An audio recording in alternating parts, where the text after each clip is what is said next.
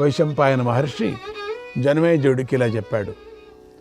ధర్మరాజు శ్రీకృష్ణుడితో ఇలా అన్నాడు, కిమిదం పరమాశ్చర్యం, కిమిదం పరమాశ్చర్యం, ధ్యాయస్యమిత విక్రమ, ధ్యాయస్యమిత విక్రమ, కచ్చిల్లోక త్రయస్యాస్య, కచ్చిల్లోక త్రయస్యాస్య, స్వస్తి లోక పరాయణ, స్వస్తి లోక పరాయణ. ఇదేమిటి? చాలా ఆశ్చర్యంగా ఉంది. అమిత విక్రమ, లోకపారాయణ, నువ్వేమిటి ధ్యానించడం ఏమిటి? ముల్లోకాలకు శుభమే కదా. పురుషోత్తమ, 4వదైన ధ్యాన మార్గం అవలంబించి 3 అవస్థలు దాటిపోయావు నువ్వు. కనుక నా మనస్సుకు ఆశ్చర్యం కలిగింది. శరీరంలో సంచరించే పంచవాయువులు నిలిపివేశావు. ప్రసన్నమైన ఇంద్రియాలను మనస్సులో నిలిపావు. గోవిందా, వాక్కు మనస్సు నీ బుద్ధిలో నిలిపావు. నీ దేవస్వరూపాలు గుణాలు అన్నీ ప్రత్యేగాత్మలో ప్రవేశపెట్టావు. నీ రోమాలు చలించడం లేదు ప్రభు. బుద్ధి మనస్సు కూడా స్థిరంగా ఉన్నాయి. మాధవ, నీవు కర్రలాగా, గోడలాగా, రాయిలాగా చేష్ట లేకుండా ఉన్నావు. దేవా, గాలి లేని చోటు ఉన్న దీపంలాగా నీవు నిశ్చలంగా ఉన్నావు. అయినా ప్రకాశిస్తున్నావు. రాయిలాగా నిశ్చలంగా ఉన్నావు. నేను వినదగినది అయితే, అది రహస్యం కాకపోతే ప్రసన్నుడవై అడుగుతున్నాను. నా సందేహం తీర్చు భగవంతా. త్వం వికర్తా వికర్తా చ, త్వం వికర్తా వికర్తా చ, క్షరం చైవాక్షరం చహి, క్షరం చైవాక్షరం చహి, అనాదినిధనశ్చాద్యః త్వమేవ పురుషోత్తమ, త్వమేవ పురుషోత్తమ. ఓ పురుషోత్తమ, నీవే కర్తవు, వికర్తవు కూడా. అలాగే క్షరవు, అక్షరము, ఆది అంతము లేనివాడు, ఆద్యుడువు నీవే. నీవే నాకు శరణు. నీకు శిరస్సు వంచి నమస్కరిస్తున్నాను. నీ ధ్యానంలోని నిజస్థితిని తెలుపు భగవంతా. అప్పుడు భగవానుడు చిరునవ్వుతో ఇలా అన్నాడు, శరతల్పగతో భీష్మక, శరతల్పగతో భీష్మక, శ్యామన్నివ హుతాశనక, శ్యామన్నివ హుతాశనక, మాం ధ్యాతి పురుష వ్యాఘ్రక, మాం ధ్యాతి పురుష వ్యాఘ్రక, తతో మే తద్గతం మనగ, తతో మే తద్గతం మనగ. అంపశయ్య మీద ఉన్నటువంటి భీష్ముడు ఆరిపోయే అగ్నిహోత్రంలా ఉన్నాడు. అతడు నన్ను ధ్యానిస్తున్నాడు. అందుచేత నా మనస్సు అతన్ని చేరింది. అతని ధనుష్ఠాంకారం పిడుగులు పడినట్లు అనిపిస్తుంది. దాన్ని దేవేంద్రుడు కూడా సహించలేడు. అటువంటి భీష్ముడు నా మనస్సులోకి వచ్చాడు. రాజ సముదాయం అంతా జయించి కాశీరాజ కన్యలను 3 ఎత్తుకొని పోయినటువంటి భీష్ముడిని నా మనస్సున తలిశాను. పరశురాముడితో 23 రోజులు పోరాడిన ఓడిపోని పరాక్రమవంతుణ్ణి నా మనస్సున ధ్యానించాను. ఇంద్రియాలన్నిటినీ ఒకటి చేసి మనస్సును బుద్ధితో నిలిపి నన్ను శరణు వేడిన భీష్ముడిని నా మనస్సును తలిచించాను. గంగాదేవి అతడిని గర్భంలో ధరించింది. అతడు వశిష్ఠుడి దగ్గర విద్య నేర్చాడు. ఆ భీష్ముడిని నేను తలిచాను.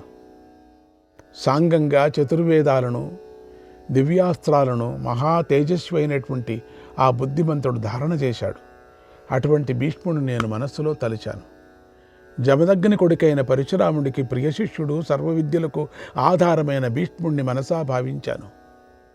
అతడు భూత భవిష్యత్తు వర్తమానాలు తెలిసినవాడు, ధర్మం తెలిసిన వారిలో ఉత్తముడు. అతడిని మనసా ధ్యానించాను.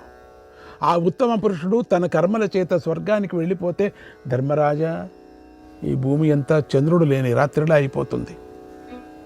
అందువల్ల ధర్మరాజా, భయంకర పరాక్రముడైనటువంటి ఆ గంగాపుత్రుడి దగ్గరకు చేరి పాదాభివందనం చేసి నీ మనస్సులో ఉన్నదాన్ని ప్రశ్నించు.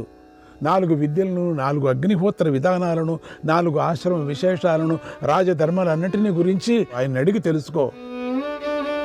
తస్మిన్నస్తమితే భీష్మే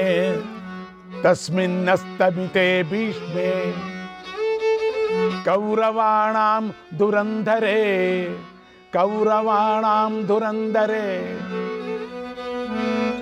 జ్ఞానాన్యస్తం గమిష్యంతి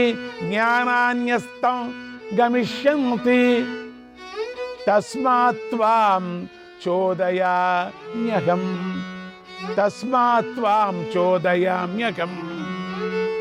కురువంశభారమంతా మోస్తున్న ఆ పెద్ద దిక్కు భీష్ముడు అస్తమిస్తే జ్ఞానాలన్నీ అస్తమించిపోతాయి. అందుచేత నిన్ను ప్రేరేపిస్తున్నాను అన్నాడు శ్రీకృష్ణుడు. ఉత్తమము సత్యమైన కృష్ణుని మాట వినేసరికి ధర్మరాజుకు కన్నీటితో నోటమాట రాలేదు. ఎలాగో మెల్లగా ఇలా అన్నాడు, మాధవ, భీష్ముడు ప్రభావం గురించి నీవు చెప్పినదంతా సత్యమే, అందులో నాకు సందేహం లేదు. ఓ మహా తేజస్వి, భీష్ముడి మహాభాగ్యాన్ని గురించి, ప్రభావం గురించి మహాత్ములైన బ్రాహ్మణులు చెబుతూ ఉంటే నేను విన్నాను. నీవు లోకాలకు కర్తవు, నీవు చెప్పిన దాన్ని గురించి మళ్ళీ ఆలోచించవలసిన పని లేదు. మాధవ, నా మీద నీకు అనుగ్రహంతో కూడినటువంటి బుద్ధి ఉంటే నేను నిన్ను ముందుంచుకొని భీష్ముని మేము దర్శిస్తాం, నాకు భయం అనే విధంగా మాట్లాడుతున్నాడు. ఉత్తరాయణం వస్తే ఆయన పరలోకాలకు వెళ్ళిపోతాడు. అందువల్ల ఆ కురు వంశోత్తముడు నీ దర్శనం ఇప్పుడే పొందదగినవాడు. నీవు ఆద్యుడవు, దేవుడవు, క్షరుడవు, అక్షరుడవు. నీ దర్శనం ఆయనకు లాభం అవుతుంది. నీవు బ్రహ్మవిధివి అన్నాడు. ధర్మరాజు మాట విని కృష్ణుడు పక్కనే ఉన్న సాత్యకితో నా రథం సిద్ధం చేయన్నాడు. కృష్ణుడి దగ్గర నుండి సాత్యకి వెంటనే వెళ్ళి దారుకుడితో కృష్ణుడి రథం సిద్ధం చేయన్నాడు. సాత్విక మాట విని వెంటనే అతడు బంగారు రథాన్ని సిద్ధం చేశాడు. ఆ రథం మరగతమణులు, చంద్రకాంతమణులు, సూర్యకాంతమణులు పొదిగి ఉంది. చక్రాలకు బంగారపు తొడుగులున్నాయి. ఎందుకంటే కృష్ణుడికి మరగతం అంటే చాలా ఇష్టం. ఆయన రథమంతా అదేనే. ఆ రథం సూర్యకాంతి కలిగి వేగంగా వెళ్ళింది. మధ్య మధ్యలో విచిత్రమైన మణులెన్నో పొదగారు. ఆ రథం అప్పుడే ఉదయించిన సూర్యుడిలాగా వెలిగిపోతుంది. ధ్వజం మీద గరుత్మంతుడు రెపరెపలాడుతూ ఉన్నాడు. సుగ్రీవం, శైభ్యము మొదలైన గుర్రాలు పూంచారు. అవి మనోవేగంతో పరిగెత్తగలవు. అటువంటి రథాన్ని సిద్ధం చేశాను అని చెప్పి దారుకుడు నమస్కరించి నిలబడ్డాడు. ఎందుకంటే ఇక్కడి నుంచి కురుక్షేత్రానికి కొన్ని క్షణాల్లో వెళ్ళిపోతుంది ఆ రథం, అంటే మనోవేగంతో అన్నాడు వైశంపాయన మహర్షి. శ్రీకృష్ణాయ పరమాత్మనే నమః. 47వ అధ్యాయం. జనమేజయుడు వైశంపాయన మహర్షిని ఇలా అడుగుతున్నాడు. భరతవంశ పితామహుడైనటువంటి భీష్ముడు అంపశయ్య మీద ఉంటూ ఏ యోగం ధరించాడు, శరీరం ఎలా విడిచిపెట్టాడు అన్నాడు. అప్పుడు వైశంపాయనుడు ఇలా చెప్పాడు. రాజా, శుచివై స్థిరమైన మనస్సుతో శ్రద్ధతో మహాత్ముడైనటువంటి భీష్ముడి దేహత్యాగం గురించి విను. మాఘమాసంలో శుక్లపక్షంలో అష్టమి నాడు రోహిణీ నక్షత్రంలో మధ్యాహ్న సమయంలో సూర్యుడి ఉత్తరాయణంలో ప్రవేశించినప్పుడు స్థిరమైన మనస్సుతో ఆత్మను ఆత్మయందు లగ్నం చేశాడు. జీవుడు పరమాత్మతో లీనమయ్యాడు. 100 కొద్ది బాణాలు శరీరంలో గుచ్చుకొని ఉన్నాయి. చుట్టూరా బ్రాహ్మణులున్నారు. అప్పుడు భీష్ముడు నలువైపులా కిరణాలు ప్రసరించే సూర్యునిలాగా పరమశోభతో ప్రకాశిస్తున్నాడు. వేదవేత్త అయినటువంటి వ్యాసుడు, దేవర్షి అయినటువంటి నారదుడు, దేవస్థానుడు, వాచ్యుడు, అశ్మక సుమంతుడు, జైమిని, పైలుడు, చాండిల్యుడు, దేవలుడు, మైత్రీయుడు, అసితుడు, వశిష్ఠుడు, కౌశికుడు, హరితుడు, లోమశుడు, ఆత్రేయుడు, బృహస్పతి, శుక్రుడు, శవనుడు, సనత్కుమారుడు, కపిలుడు, వాల్మీకి, తుంబురుడు, కురుడు, మౌత్కులుడు, పరశురాముడు, తృణబిందువు, పిప్పిలాదుడు, వాయువు, సంవర్తుడు, పులహుడు, కచుడు, కాశ్యపుడు, పులస్యుడు, క్రతువు, దక్షుడు, పరాశరుడు, మరీచి, అంగిరసుడు, కాశ్యుడు, గౌతముడు, గాలవుడు, ధౌమ్యుడు, విభాండుడు, మాండవ్యుడు, ధౌమ్రుడు, కృష్ణానుభూతికుడు, ఉలూకుడు, మార్కండేయుడు, భాస్కరి, పూర్ణుడు, కృష్ణుడు, సూతుడు, ఇంకా మహాభాగులు అంతా మహాత్ములు కూడా శమధమాలు గల మునిగణాలతో కూడి ఆ భీష్ముడు గ్రహాలతో చుట్టుముట్టిబడినటువంటి చంద్రుడిలాగా ఉన్నాడు. పురుషశ్రేష్ఠుడైన భీష్ముడు శరతల్పం మీద నుండి అంజలి ఘటించి త్రికరణ శుద్ధుడై కృష్ణుని ధ్యానించాడు. అంటే ఆయన శరతల్పం మీద పడినప్పటి నుంచి ఎవరో ఒకరు మునులు, బ్రాహ్మణులు చుట్టూ ఉండి వేదాభ్యాసం చేస్తూ వేదాన్ని పఠనం చేస్తూ చుట్టూ ఉండేవారు. ఆ రోజు నుంచి ఈ రోజు వరకు కూడా యోగీశ్వరుడు, పద్మనాభుడు, విష్ణుడు, జిష్ణుడు అయినటువంటి మధుసూదనుణ్ణి ఆనందంతో పెరిగిన స్వరంతో స్తుతించాడు. వాక్కుల పరమార్థం తెలిసిన పరమధర్మాత్ముడైనటువంటి భీష్ముడు అంజలి ఘటించి వాసుదేవుణ్ణి ఇలా స్తుతించాడు. తయా వ్యాస సమాసిన్యా తయా వ్యాస సమాసిన్యా ప్రియతాం పురుషోత్తమగా ఆరిరాధ ఇషుగు కృష్ణం ఆరిరాధ ఇషుగు కృష్ణం వాచం జిగ దిశామియాం. కృష్ణుని ఆరాధించాలని నేను విస్తారము సంక్షేపమైనటువంటి వాక్కులతో స్తుతిస్తున్నాను. దానితో పురుషోత్తముడు ప్రీతి పొందుగాక. శుచిపదుడు, హంసుడు, తత్ అనే పదంతోనే చెప్పబడేవాడు, పరమేష్టి అయిన ప్రజాపతిని సర్వాత్ముడు నా 3 దేహాలను విడిచిపెట్టి శరణు వేడుతున్నాను. అనాద్యంతం పరం బ్రహ్మ అనాద్యంతం పరం బ్రహ్మ నదేవా నర్షయో విదుః నదేవా నర్షయో విదుః ఏకోయం వేద భగవాన్ ఏకోయం వేద భగవాన్ దాత నారాయణో హరి దాత నారాయణో హరి దాత నారాయణో హరి. ఆయనకు ఆది అంతము లేవు. పరబ్రహ్మ అతడే. దేవతలు, ఋషులు కూడా ఆయనను తెలుసుకోలేరు. సృష్టికర్త నారాయణుడు అయినటువంటి హరి ఒక్కడికే తెలుసు. నారాయణుని వల్ల ఋషిగణాలు, సిద్ధులు, మహానాగులు, దేవతలు, దేవఋషులు ఆయనను అవ్యయమైనటువంటి పరతత్వం అని తెలుసుకున్నారు. ఇతడెవరు, ఈ భగవానుడు ఎక్కడివాడు అనే విషయాలు దేవదానవులు కానీ, గంధర్వులు కానీ, యక్ష రాక్షస పన్నగులు కానీ తెలుసుకోలేరు. ఎవరూ తెలుసుకోరు. భూతాలన్నీ ఇతనిలోనే ఉన్నాయి, ఇతనిలోనికి చేరుకుంటాయి. భూతేశుడైన భగవంతునిలో ఇవి అప్రధానులై సూత్రంలో మణిగణాలలాగా ఉన్నాయి. విశ్వమంతా శరీరమైన వాడు అతడు. విశ్వమే అతని చేష్టలు. అతడు నిత్యుడు. ఈ విశ్వం దారంలో దండలాగా అతన్ని నిలిచింది. అతనికి ఎన్నో తలాల, పాదాల, కాళ్ళు, చేతులు, కిరీటాలు, ముఖాలు కూడా ఉన్నాయి. విశ్వానికి పారాయణంగా ఆ హరిని, నారాయణుని ప్రశంసిస్తారు. అతడు అణువుల్లో మరింత అణువు, పెద్దవాడిలో పెద్దవాడు, బరువైన వానిలో బాగా బరువైనవాడు, మేలైన వానిలో మేలైనవాడు అని ప్రశంసిస్తారు. అతడిని మంత్ర బ్రాహ్మణంలోనూ, దేవతా జ్ఞానం కలిగించే వేదవాక్యుల్లోనూ, ఉపనిషత్తుల్లోనూ, సత్యాలైన సామాల్లోనూ నిర్దోషుడిగా, సత్య కర్మునిగా ధ్యానిస్తారు. 4 రూపాలైనటువంటి ఆత్మగలవాడు అతడు. బుద్ధిలోనే తెలుస్తాడు. భక్తపాలకుడు. అటువంటి దేవుణ్ణి వాసుదేవుడు, సంకర్షణుడు, ప్రద్యుమ్నుడు, అనిరుద్ధుడు అనే శ్రేష్ఠులైన 4 గూఢనామాలతో అర్చిస్తారు. తపస్సులన్నీ నిత్యము అతని కోసమే చేయబడుతున్నాయి. ఆ తపస్సు ఉండటం వల్లనే మన శరీరాల్లో అతడు నిలిచి ఉంటాడు. అతడు సర్వాత్ముడు, సకలమూ తెలిసినవాడు, సర్వాన్ని భావించేవాడు.